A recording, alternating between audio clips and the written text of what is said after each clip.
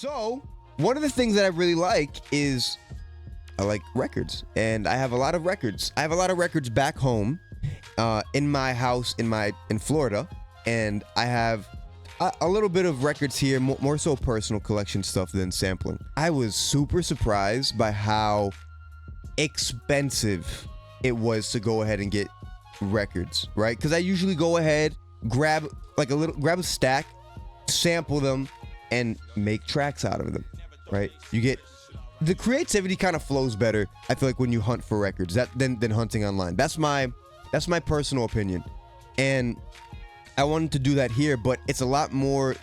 It's a lot newer records here, so they're more expensive. Also, the AUD. Honestly, it ends up kind of being the same amount ish. It just feels expensive here. Shout out to Ralph. That guy's amazing, and he like, gave me a lot of really good knowledge on a lot of the music to kind of get put onto, and yeah. So there's not a lot of stuff like that, right? I mean, of course, it's just not going to be the case. So what I've done is I've gone to sampling online, like when I make stuff, because monetarily it's the best thing for me to go ahead and do, and I've only picked up records if it's for my personal collection, and it's something that I really wanted to have with me because I like the artist or I like the album or something. I'm gonna start with this one. This is an odd one. So at the same time, I like the rare stuff, and I like trying to get my hands on pieces that are, hard to find. Like I'm a super fan when it comes to certain stuff like hip hop and all that. And kind of hitting my main people. MF Doom is one of them, and this is a little 45. It's 138 out of 200. It's Substance Abuse and MF Doom supervillain team up. So it's like this. It's this little 45. It's not. I don't think it's anything too crazy, but I still like to go ahead and have like little pieces of music history, if that's the case. And I found this at a local shop, and I thought it was really, really interesting because I don't have too many 45s. But that was gonna be one of the. I'm not speaking the best right now. I don't know why. So there's like a couple variants with this one though. I think the rarer one is like there's a splatter on the record itself. To those that don't know about records, you can get a lot of variants. Certain albums, depending on what they are, and I know I'm dumbing it down, but not everybody may know this. Certain albums have certain designs which make them. They could make them rare or whatever. It's whatever. It's just, if you like the album, get the album. Me, I personally like grabbing certain things that can make it a little rare for the people that I'm a super fan for, right? Like Doom, Dilla, J Dilla, Madlib, and all that, and like New Jabez. But yeah, so this is one of them. This is really cool. This is just, I think, a random, or just like the record itself. This one's pretty sick.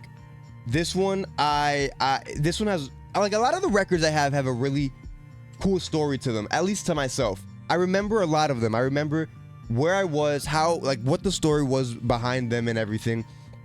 This one is one of my favorite stories. I am a massive, J Dilla's my hero, essentially, right? I've said it before. Everything he has done, it's just really kind of grabbed onto me, and I love it.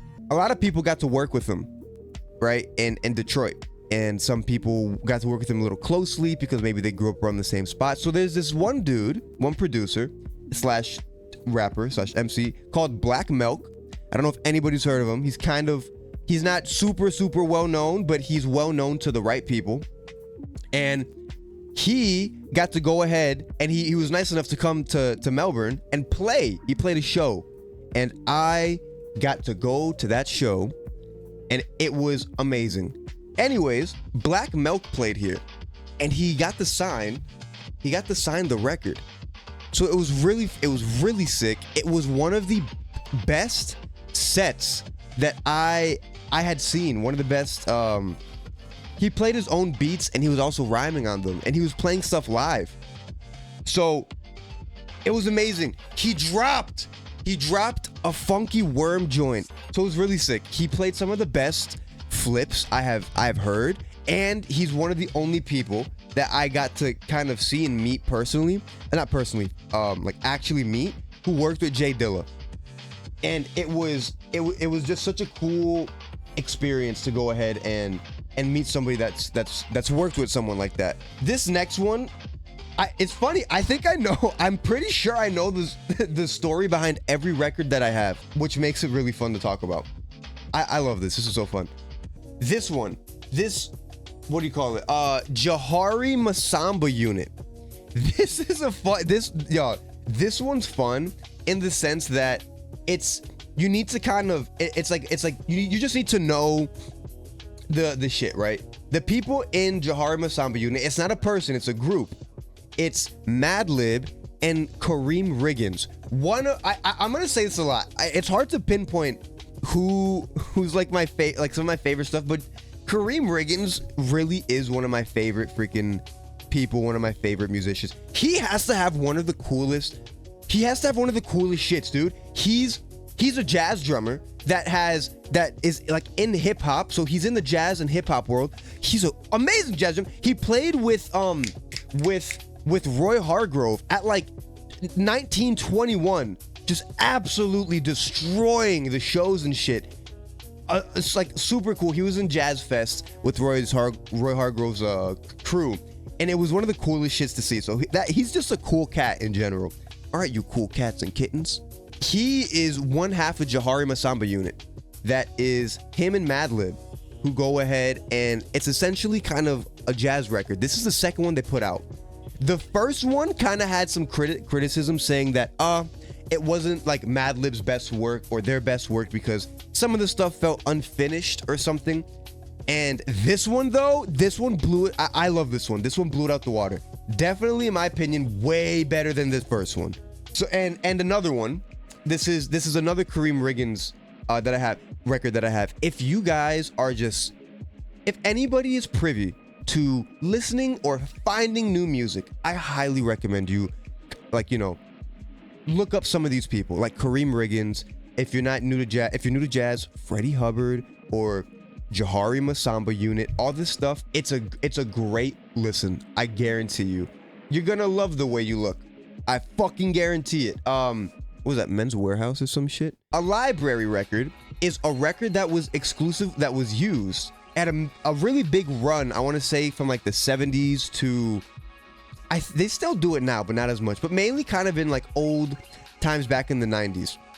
Like the 1970s, 1960s, 40s, they had these library records that they would use for commercials and for movies. They still kind of have them, and some of like the big scores and stuff from really famous movies are from library records. That just means it's a record that has royalty-free music on it. Back in the day, they would get people, and people would go ahead and record live, and they would put it on a record, and you'd be able to use it for commercials, movies, and everything.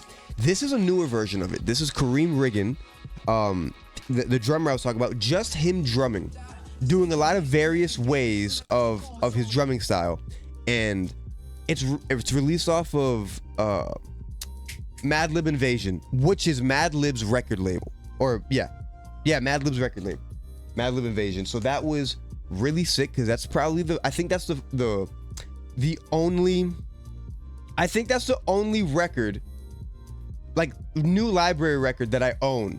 Operation Doomsday, MF Doom. This was a gift from my mom, and I usually don't buy really well, like I usually don't buy very, very, like the famous records of people, unless I need it, unless it's like a staple. Like I bought Donuts from Jay Dilla and everything, and obviously Operation Doomsday is extremely one of, not the most well-known, that's Mad Villain, but one of the most well-known records in Doom's discography. And the reason why I don't buy the super well-known stuff like this is because I know I can get it anywhere, right? I know I can get a Operation Doomsday record, a Mad Villain record, a Donuts record Madlib, fucking what is it? Well, Planned Attack is actually kind of tough to get. Anyway, like any of the Quasimodo albums, I know I can get them easily because they'll be repressed. It doesn't matter. So I try to get the stuff that that is harder to find, right? So you know, my mom got me that. That was really nice for one of the Christmases, and I really enjoyed it. This is one of my favorite Dilla beats on it. Dilla beats are, to anybody that is a Dilla head, a Dilla fan, or heard of Dilla, knows that he put out a lot of shit. And this has one of my favorite tracks on here that he's made. But it's a lot of, like, there's a lot of stuff he hasn't released that's kind of out on YouTube. And I think there's one in particular that I can say is my favorite Dilla beat that I've had, but it's tough. This has Showtime on it. This is the J Dilla, aka J Dilla Instrumentals. It's released by Yancey Boys, which I think, or no, released by Delicious, but it's a Illa J Yancey Boys production or something. Co-produced by Illa J. Illa J is J Dilla's younger brother, and he got a lot of slack for this. I think a lot of flack just because I think people were thinking he was trying to ride, like, you know, off the, like, piggyback off of his brother J Dilla, but I didn't think that was the case at all. I just think it was a homage record and everything. But it's really cool to have this. I got this one's particularly special for some reason. I can't remember. This was also a gift. This was a birthday gift a while back. It was a birthday gift a while back from my mom. This is one of the perfect examples of getting something that I don't usually see that often. It was like the other 45. Like, I'd rather get something like this. It's another Doom 45. I'm gonna keep it an absolute buck. I feel like some of the people that Doom has collabed with is like rather corny sometimes. Some of the things could be corny, but I don't care, just because I want to collect the stuff. Because considering how big of a fan I am, it's Dropout with with Boogie, or no, Droog. Ah, yeah, your old Droog. He does this stuff with this guy, and there's a lot of people that I would not listen to by themselves, but if they collab with someone like Doom, because I like Doom's lyrics, Madlib. This is an interesting. This is it's a not a, I think it, no, 7-inch 45. This is a weird, just kind of mini-ish record. It's, what do you call it? The beats. It's Our Vinyl Weighs a Ton. It's from the Our Vinyl Weighs a Ton soundtrack stuff. I'm gonna be honest, I don't know too much about this, but the story behind this is that this shit was sitting in the record shop close by to me for the longest time. And it's the same stuff, that's the same story that happens with a lot of records in this record shop. They just sit there and nobody makes a move on them. And there's still, the reason why I can't get them is because I don't have the dough that I want to drop to, like, grab stacks of records that I would like. And then this one, this is another Madlib record, a big one as well. It's what do you call it? History of the Loop Digger and everything. And it's got a lot of, it's a fun listen, dude. It's just a fun listen.